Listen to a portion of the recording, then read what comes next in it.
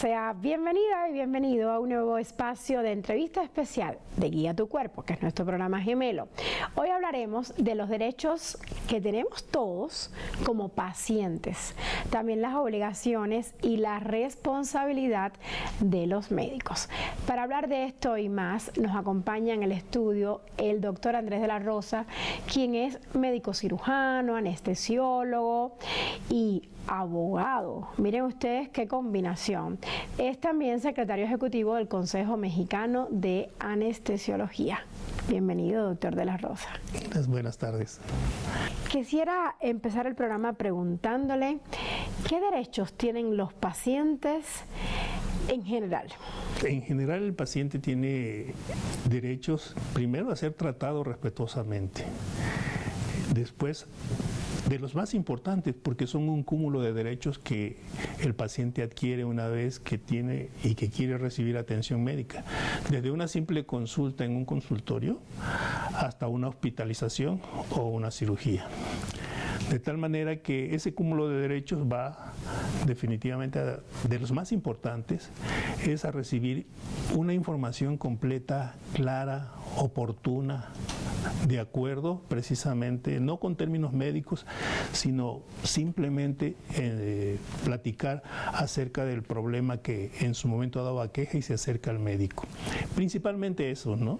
Y además, libertad de elegir un tratamiento o no, dependiendo lo que el médico esté ofreciendo. Y también contar con un expediente clínico, eso es muy importante. Esa es la parte documental en donde el expediente clínico viene a formar parte de un cúmulo también de derechos, porque ese derecho a tener un expediente clínico da oportunidad a que ellos tengan a tomar decisiones, pueden tomar decisiones de una segunda opinión, por ejemplo, y del expediente clínico sustraer pues realmente una serie de documentos que ahí están vertidos.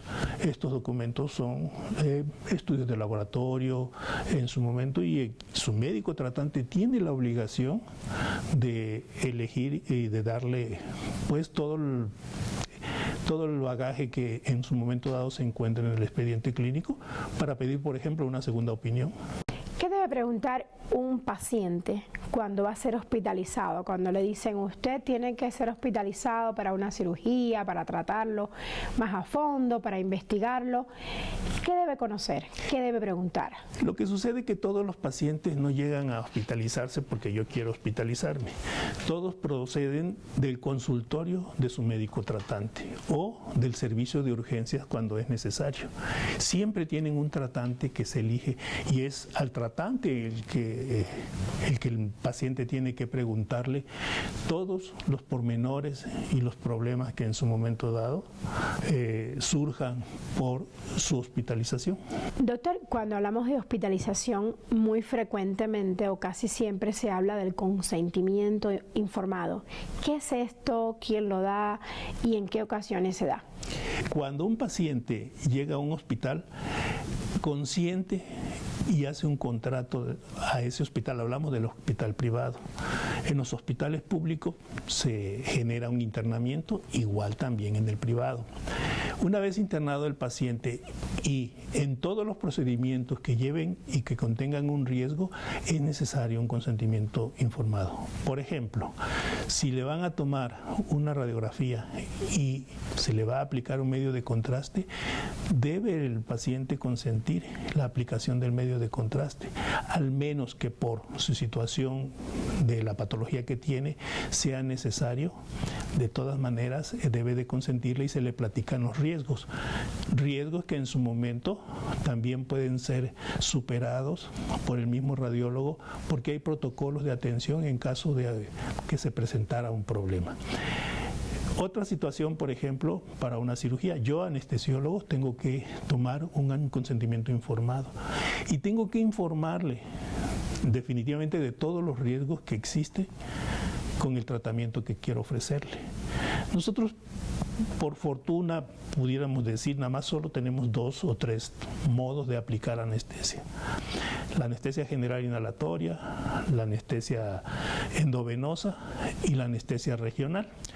La anestesia regional pues son las que reciben las mamás que van a tener su bebé y que reciben una aplicación en su espalda, un piquete en su espalda, a la cual le llamamos raquianestesia o anestesia peridural. De esa conozco, Sí, de esa conozco. esa anestesia pues es una de ellas, ¿no? Pero en mi caso, como anestesiólogo pediatra, solamente tengo dos posiciones, o la anestesia endovenosa o la anestesia general inhalatoria. Esto tiene que ser definitivamente a través del consentimiento informado, platicar los riesgos, ¿sí?, inherentes a ese procedimiento. También el cirujano tiene que vertir otro consentimiento para que el paciente, en su calidad de tenor, en su calidad de autonomía, decida si quiere o no ese tratamiento. El quirúrgico, por ejemplo, si es que le ofrecen alternativas. Pero cuando la situación se da en caso de urgencia, pues no hay más. Hay que en su momento comentarle al paciente, de ser necesario, es que podría haber consecuencias en caso de no aceptar ese consentimiento. Pero ese consentimiento es un documento muy importante tanto para el médico como para el paciente. ¿Por qué? Porque este documento ha derivado en controversias muy importantes que han llegado a la Suprema Corte de Justicia de la Nación y han derivado definitivamente de precedentes muy importantes. De tal manera que es un documento personalísimo que debe de tomar el médico. A veces acostumbra el médico determinados, como son cirugías muy pequeñas o algo muy rápido, que la enfermera o el médico residente o el médico interno sea quien solicite el consentimiento. Y eso es erróneo. Y eso es un error. La Corte ha determinado que definitivamente existe una responsabilidad. Si estuviéramos en un hospital público, sería una falta administrativa. Doctor, ¿y todas las cirugías llevan consentimiento informado? Todas las cirugías. ¿Por qué? Porque llevan un riesgo, Isa, ¿sí? Todas las anestesias también deben de, por muy simple que podríamos considerar una anestesia, por muy simple que fuera, debe de tener un consentimiento informado, firmado por el... Y en el caso de los niños, son los papás los que toman esta decisión, definitivamente. Totalmente, porque ellos son los representantes legales de ellos, ¿no? Ellos son los que, pues, ante la afección que en su momento dado tiene su bebé, pues ellos quieren... Hasta los 18 años. Hasta los 18 años, pero hay algo muy importante. Normalmente ya niños de 12, 13 años que tienen capacidad de comprender, pueden en su momento dado elegir o no un determinado tratamiento. Por ejemplo, el temor a las agujas. Y sí hay manera, ¿no? O en mi caso, anestesiólogo, que si el menor de 13, 14 años ya tiene importante y no quiero que me piquen, pues tendríamos que buscar la manera de lograr una vena, por ejemplo, de poner una aplicación, un suero, poniendo un anestésico local y haciendo definitivamente la voluntad del paciente, la autonomía del paciente, respetando esos derechos. Son derechos de los pacientes. Si el paciente, bueno, usted ha dicho, el paciente tiene derechos. ¿Y qué obligaciones tiene? Las obligaciones del paciente en su momento, pues es realmente que haya recibido la información completa y no quedarse con dudas. Porque a veces en su momento, por la afligidez del problema o por la premura de la situación, se firma un documento y no se lee. Por eso es importante que uno tenga la oportunidad con el paciente de comentarle, ¿le quedó alguna duda? ¿Tiene alguna situación que no haya yo sido claro? Entonces, si no, se le explica de nuevamente. Y eso es muy importante que como derecho de los pacientes los médicos sepan, porque es por ahí en donde en su momento, en caso de un problema, ¿sí?, que puede no ser la muerte del paciente, pero sí puede haber una lesión y el paciente no quede conforme con el tratamiento, puede llegar a suceder una queja, ¿sí?, o una demanda o hasta una denuncia. ¿Y estas cosas se dan muy frecuentemente en los hospitales privados? Depende si hay controversias relacionadas con la atención, sí, que sea muy frecuente y que se oiga que se mencione en cada momento, pues no lo he escuchado realmente. ¿Por qué? Porque el médico actualmente ya está tomando diligencias en su momento para resarcir esta situación. Sí hay casos, cómo no, pero no es, no puedo decirte la inmensa mayoría de las cirugías que se hacen diariamente en determinados hospitales. Ahora, hay también, o se da el caso de cuando hay problemas que la responsabilidad no recaiga en el paciente, no recaiga en el médico, pero sí en el hospital. Puede llegar a suceder sobre todo cuando no se tienen los elementos necesarios para cumplir con la función. Por ejemplo, vemos que determinado equipo falla, vemos que en su momento no hay el número de personal de enfermería o que debe de estar para que se cumpla, pues sí, deben de haber hospitales como esos que en su momento dados tienen estas carencias o estas situaciones. Pues ahora con la pandemia surgieron muchas cosas y entre ellas precisamente este es un punto muy importante. Recordemos que no teníamos los ventiladores necesarios ni las terapias intensivas a tiempo, pero conforme fueron sucediendo las situaciones se fueron solventando los problemas, ¿no? Doctor, vamos a hacer una breve pausa. Cuando regresemos, quiero que nos hable de qué pasa cuando se anestesia de más a un paciente. Ya volvemos muy pronto en entrevista especial de Guía tu Cuerpo.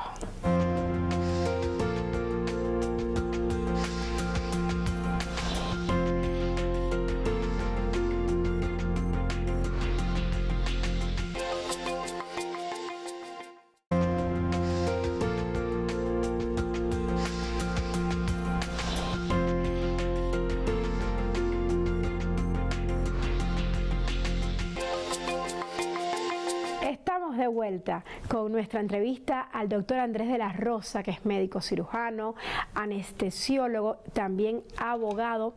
Y bueno, doctor, le preguntábamos antes de irnos a la pausa, ¿qué pasa cuando a un paciente se le anestesia además? Yo conozco algunos casos, por eso le hago esta pregunta.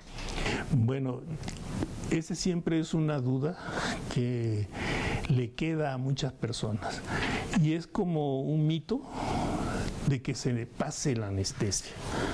Lo que sucede, sí, porque definitivamente nosotros estamos en un entrenamiento muy específico para determinar nuestras dosis de acuerdo al peso del paciente. Por ejemplo, pudiera no estar jugando con el teléfono celular, y eso es gravísimo, y dejar algo que nosotros conocemos como el dial del vaporizador, que es el elemento al cual le movemos para que determinemos la aplicación de la dosis del anestésico general. Otra de las circunstancias que nos apoya para no salirnos adelante son las bombas de infusión, en donde tenemos que programarlas previamente para que la anestesia endovenosa sea aplicada de acuerdo al peso del paciente y no exista esa sobredosificación, que lo entiendo así, se me pasó la anestesia, sería una sobredosificación. Lo que sucede es que a veces hay circunstancias que definitivamente recaen en la situación del paciente, o una alergia a algún medicamento que estemos utilizando, o precisamente en la exploración, en el momento en que nosotros estamos explorando todos los problemas que tiene el paciente, se nos olvida preguntar alguna situación alérgica y es ahí cuando podemos tener un elemento negativo gravísimo sobre el paciente. Oiga, doctor, ¿y cuáles son las demandas que se presentan con más frecuencia? Pues las demandas que con mayor frecuencia a veces la que nos ha tocado en su momento dado explorar y vivir, pues han sido los fallecimientos por malpraxis realmente. ¿A qué le llamamos malpraxis? Se tiene que realmente comprobar esta mala actuación del médico, ¿sí? Y definitivamente hablamos del consentimiento informado y a veces esa es la puerta de entrada para que en su momento dado exista la demanda.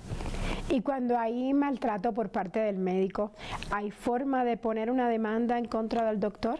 Sí, fíjate, Aiza, que hay definitivamente algo que hemos determinado y que, por ejemplo, ahora en nuestras clases de Derecho Sanitario nos llegó al conocimiento, que es la violencia obstétrica. La violencia obstétrica ha sido o es prácticamente una situación que ahorita reclama al paciente y ya señala. ¿Por qué? Porque se da cuenta de ese maltrato. A ver, cuéntanos más. Mire, ese maltrato puede consistir precisamente en a veces, sobre todo en los hospitales que son de la vida pública, ¿no? Del medio público, del Sistema Nacional de Salud público, en donde tienen una gran cantidad de pacientes que atender. Y a veces el médico pierde la cordura y hace un maltrato hacia la paciente embarazada, por ejemplo, hablamos de la violencia obstétrica, y puede llegar a suceder que exista un médico que tenga problemas y vaya a trabajar bajo esas condiciones y maltrate a la paciente diciéndole situaciones que no debe. Digo, por respeto a la audiencia, no digo que es lo que en su momento dado expresan sobre la paciente, pero no debe de suceder. Malos tratos, por ejemplo. El ginecobstetra hace tactos regularmente para ir viendo la dilatación en su momento, en el trabajo de parto. Debe de hacerse según la Organización Mundial de la Salud. Normalmente una nulípara llega a tener el borramiento del cuello uterino a 10 centímetros de dilatación, aproximadamente entre 24, 26, 36 horas inclusive. Durante ese tiempo se deben hacer los tactos necesarios. Pero si alguien va y cada media hora determina y hacer un tacto, está cometiendo definitivamente, para empezar, satisfaciendo sus problemas mentales que probablemente tenga este doctor, aparte cometiendo la violencia obstétrica. Eso y otra de las situaciones. ¿Cada qué tiempo es lo normal para que todas las futuras mamás lo sepan? Sobre todo cuando hay un borramiento de 4 centímetros, que es cuando se inicia definitivamente a realizar el tacto, se va cada 2 horas, cada 3 horas inclusive. ¿Por qué? Porque tenemos determinado, o se tiene determinado por parte del ginecobstetra, que realmente es el que conoce y es el que hace los tactos. Nosotros solamente participamos durante la analgesia obstétrica aplicando la dosis simplemente analgésica, más no de anestesia, aplicando un bloqueo peridural para que ese trabajo de parto sea conducido tal y como la Organización Mundial de la Salud lo propone. Ya que estamos hablando de derechos, ¿usted qué me puede decir de la eutanasia a nivel mundial y en México? Bueno, mire, Isa, la eutanasia a nivel mundial podemos determinarlo que Suiza es prácticamente el referente de la eutanasia. Este es un tema ético, bioético, que tiene un alcance muy importante, determinado porque no todos los países la han aceptado. En Latinoamérica podemos decir que Colombia ha tenido ya cercanías a aceptar una situación relacionada con la eutanasia. Oregón, por ejemplo, en Estados Unidos. Pero en México, ¿qué tenemos? No tenemos una aceptación acerca de la eutanasia. Lo que se acepta es la ortotanasia. ¿Qué significa? El significado de la ortotanasia significa que es conducir a un paciente en estado terminal al bien morir, a que en su momento el recorrido, una vez enterada esta enfermedad en etapa terminal, tenga un recorrido de dignidad y de una muerte digna durante ese trayecto. Déjame comentarte, Isa, que los cuidados paliativos o esta ortotanasia, que es la conducción al bien morir, surge con los pacientes de cáncer. Por ejemplo, circunstancias como el cáncer de seno son muy dolorosas, son patologías que generan un gran importante dolor y que solamente podemos solventarlos como medicamentos como la morfina o como últimamente la droga que en su momento dado está ahorita en boga, que es el fentanilo. Entonces, estos fentanilos vienen en parches que se colocan y que se cambian cada 24 horas. Esa es una de las que mitiga el dolor del paciente con cáncer. Y otras circunstancias y en otras situaciones podemos nosotros determinar definitivamente que el bien morir debe de conducirse además con otra serie de medicamentos, como la situación estomacal, que el paciente tenga menos problemas relacionados con la vía digestiva, con la vía urinaria. ¿Por qué? Porque dependiendo de dónde esté el cáncer, es que se van a solventar las situaciones. En México y en muchos países, como usted dice, no está aprobada la eutanasia. Pero ¿qué pasa si una persona no quiere seguir viviendo bajo esas condiciones con mala calidad de vida? Pues es un dilema bioético. Entra dentro de la situación bioética, pero yo quisiera morirme y yo puedo y querer determinar morirme, pero entonces recurriríamos y lo llamaríamos, si es que lo logro, a algo, una eventualidad que tiene que ser con una situación, y sería un suicidio, una especie de suicidio. El hecho de querer morirse es definitivamente no tener todos los elementos que en su momento dado da los cuidados paliativos. Quizá dentro de los cuidados paliativos existe la tanatología. Y definitivamente la tanatología puede en su momento dado tener un apoyo psicológico con ese paciente que no quiere recibir su atención médica. Esa atención médica referida a los cuidados paliativos y a la aplicación de estos medicamentos para definitivamente tener un bien morir. ¿Qué significa el bien morir? ¿Significa que se está cumpliendo la voluntad anticipada del paciente? Podemos aplicar una voluntad anticipada si él lo determinó de esa manera. Aquí estamos viendo que esta situación de la voluntad anticipada no está como muy favorecida para todo el mundo, porque no todo el mundo la conoce, ¿sí?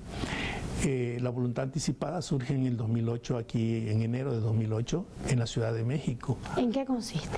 Consiste precisamente en instrucciones que en su momento dado puede determinar que en caso de que yo estuviera con pérdida de la conciencia y en una situación muy grave, no me hagan intubación y me tengan en terapia intensiva, no me tengan con sondas, con sueros, para mantener la vida cuando ya es imposible que yo la tenga. También el familiar lo puede aprobar, ¿no? El familiar puede aprobarlo, pero mira, si no dejaste una voluntad anticipada... ¿Por escrito? Por escrito, normalmente se hace ante notario público, o cuando ya te enteras que estás en una etapa terminal, con una enfermedad terminal, tú puedes en su momento, cuando llegues al hospital, solicitar el documento. Pocos médicos conocen que existe este documento, pero este documento se puede solicitar en el hospital aunque no hayas tenido una voluntad anticipada ante notario. Y ese documento, en su momento ahí tú decir, si yo llegara a perder la conciencia, si es que estás lúcido, ¿sí? Si yo llegara a perder la conciencia, puedo en su momento que no hagan más por mí, sino simplemente hagan lo necesario para que yo me mantenga con vida hasta que llegue el momento del bien morir. Ese es el bien morir, Isa. Doctor, ¿y bajo esa ley de voluntad anticipada también se pueden donar órganos? Sí. Sí, cuando se hace, por ejemplo, ya jóvenes actualmente hemos leído que en sus estadísticas de la voluntad anticipada hemos visto que ya hay personas jóvenes que han tenido acceso a la voluntad anticipada, y entre ellas se puede no nada más solicitar cuando se está en etapa terminal, sino también se puede solicitar la donación de órganos, pero aquí, si lo hizo ante notario, que normalmente así sería, no sería en el hospital, el notario tiene la obligación de hablar al CENATRA, que es el Centro Nacional de Trasplante, para decir, esta persona tiene una voluntad anticipada y aparte tiene sus deseos de hacer donación de órganos en caso de que y puede donar el cadáver, perdóname. A ver. Puede donar el cadáver, inclusive su cadáver puede donarlo a la ciencia para investigación. ¿Y qué pasa si no dejas por escrito que quieres ser donador de órganos y mueres en un accidente siendo joven? Los familiares, y esto va en relación a grado de afinidad, de parentesco que te tenga. Es mejor dejarlo por escrito. Es mejor dejarlo por escrito. Definitivamente. Sí, claro. Doctor, ¿y cuál es la diferencia entre voluntad anticipada, de esa ley de voluntad anticipada que por ejemplo existe aquí en México, ¿cierto?, y la eutanasia? La ortotanasia es la diferencia, ¿sí? Porque definitivamente si ponemos en el contexto qué es eutanasia y qué es ortotanasia, podemos solventar la pregunta. Y además, explicada la eutanasia simplemente es la aplicación de una sustancia, un medicamento, ¿sí?, o de una medida para buscar la pérdida de la vida y el fallecimiento. Pero siempre hay un mediador, ¿sí? Siempre hay un mediador que es el que en su momento dado podría cometer el acto, y ese acto sería un homicidio. Oiga, doctor, hemos estado tratando temas de la bioética, los dilemas éticos como el tema de la eutanasia, pero hay otro dilema ético y es con el aborto. ¿En qué situaciones es legal el aborto? Se determinó que hasta las 12 semanas de gestación el aborto puede suscitarse en cualquier circunstancia, y a esto es la interrupción legal del embarazo, ¿sí? Esta interrupción legal del embarazo no se da en toda la República. No. Sí, pero sí se da. Lamentablemente no. Pero en los lugares donde se da, Oaxaca, por ejemplo, se da en Oaxaca, se da aquí en la Ciudad de México, y en otros estados de la República también tenemos ya una interrupción legal del embarazo. Pero sin embargo, lo que te puedo decir, Isa, es que lo que se ha determinado es el número de semanas que están ya ubicadas para interrumpirlo. Guerrero, por ejemplo, acaba de tener en este mes de mayo, tuvo ya su ley para interrumpir el embarazo por cualquier circunstancia. Ya no es criminalizado prácticamente una situación del aborto. Desde luego, no se puede en cualquier etapa del embarazo, sí. Es hasta las 12 semanas. Eso es lo más. Pero ya es un avance. Pero es un avance. Antes no teníamos nada. Nada, sí, antes era criminal. Terrible. Muchas gracias, doctor de la Rosa, por estar hoy con nosotros en entrevista especial de Guía a tu Cuerpo. Creo que nos ha aclarado bastantes dudas sobre temas de la bioética. Estos últimos aspectos del aborto y la eutanasia son muy importantes. Gracias por estar hoy con nosotros. Y bueno, nos despedimos. Acuérdese siempre que tiene que cuidarse. Cuídese mucho y claro, ámese más. Los veo de hoy en 8 días. Hasta la próxima.